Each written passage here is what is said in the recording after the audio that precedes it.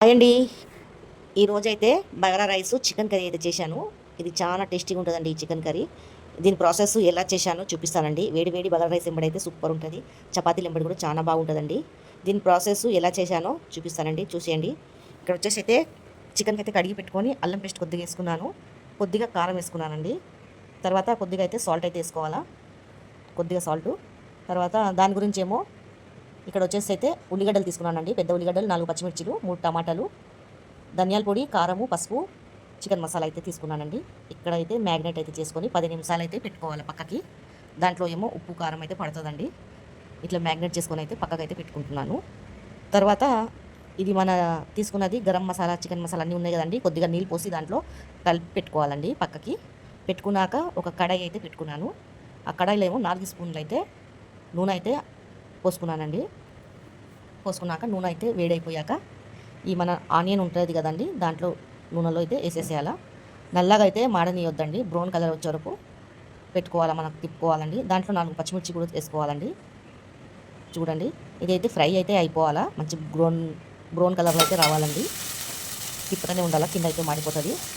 తర్వాత దాంట్లో పట్టాలు, లాంగ్ ఇలాచీలు అయితే అదైతే వేసుకున్నాను. 2 ఆకులు అయితే వేసుకున్నానండి. స్మెల్ గురించి అయితే చాలా బాగా వస్తుంది స్మెల్. తర్వాత ఏమో ఇది బ్రౌన్ కలర్ వచ్చే వరకు అయితే తిప్పుకోవాలండి. మనం ఇట్లా వదిలేస్తే ఉల్లిగడ్డలు అయితే మాడిపోతుంది, తిప్పాలండి. దాంట్లో ఏమో 4, 2, 3 మీకు ఇష్టం వచ్చినట్టు కారం వేసుకోవాలండి. ఎక్కువ కారం తినే వాళ్ళు అయితే వేసుకోవాలి. నేనైతే ఇక్కడ తక్కువ కారం తింటామని 3 వేసుకుంటున్నాను.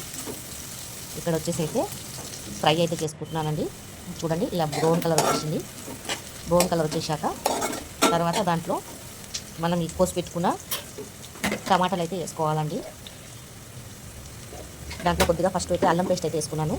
వేసుకున్నాక పచ్చివాసన పోయారు కొద్దిగా ఏం చేసుకున్నానండి. ఏం చేసుకున్నాక మనం కోసి పెట్టుకున్న టమాటాలు ఉంటాయి కదండి, అది ఇది రెడ్డిగా అయిపోతుంది. చూడండి, ఇలా అయిపోవాలా, మంచిగా గోల్డెన్ కలర్ అయితే వచ్చేయాలండి. ఇది అప్పుడే మనకి టేస్టీగా అవుతుంది కర్రీ.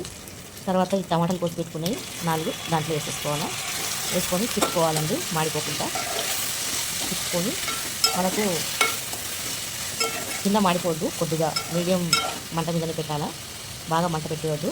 తర్వాత ఏమో మూత అయితే పెట్టాలండి, మగ్గిపోతుంది అది ఒక 2 నిమిషాల గురించి. చూడండి, ఇలా మగ్గిపోయింది కదా. ఈ మసాలాలన్నీ కొద్దిగా నీళ్ళు పోసి అయితే కలిపి పెట్టుకున్నాను కదా, ఆ మసాలాలు అయితే వేసుకున్నాను. వేసుకొని తిప్పేసుకున్నానండి. అంతకలా పెట్టుకోవాలా. చూడండి, తర్వాత కొంచెం ఉడకనియాలండి. టమాటాలు మెత్తగా ఉడికిపోతుంది. దాంట్లోనే కొద్దిగా దాన్ని కడిగేసి నీళ్ళైతే పోసేసుకున్నాను.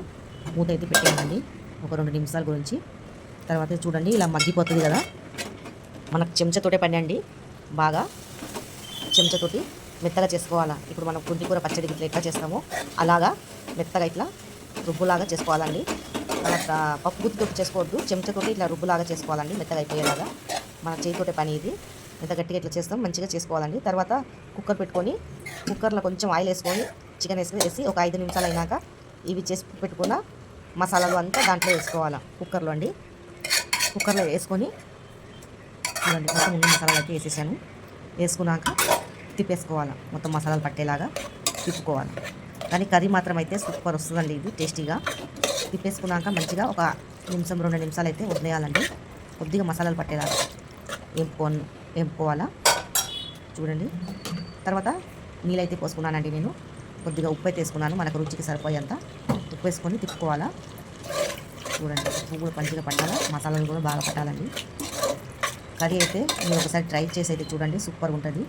వేడివేడి అన్నం వెంబడి, చపాతీలు వెంబడైనా. తర్వాత కడిగి పెట్టుకున్న నీళ్ళు దాంట్లో పోసేసుకున్నానండి. మసాలాలు పెట్టాను కదా, పెట్టాక కలుపుకున్నానండి. కొద్దిగా మనకు నీళ్ళు ఎక్కువ పోయొద్దు, బాగా కొద్దిగానే పోయాలి నీళ్ళు, చికెన్ మునిగే వరకు. ఇట్లా చూడండి, చాలా టేస్టీగా అవుతుందండి. ఒక 3 విజిల్ వచ్చే వరకు అయితే మూత అయితే పెట్టేయాలి. 3 విజిల్ వచ్చేసాక దింపేసుకొని నేనైతే బగోనాలు అయితే తీసుకున్నానండి. పైనుంచి అయితే చికెన్ మసాలా వేసేసాను. వేసాక తిప్పేసుకోవాలండి. చూడండి, ఇక్కడ దగ్గరికి వచ్చేస్తుంది. కర్రీ అయితే సూపర్ అవుతుందండి. నేనైతే ఈ బగోనాలు ఎందుకు వేసుకున్నాను అంటే కుక్కర్లో అయితే బియ్యం కడిగి పెడతానండి, దీంట్లో అయితే బగోనాలు అయితే వేసుకున్నానండి. దాంట్లో అయితే బగారా రైస్ చేద్దామని. తర్వాత పైనుంచి అయితే కొత్తిమీర వేసుకోవాలా.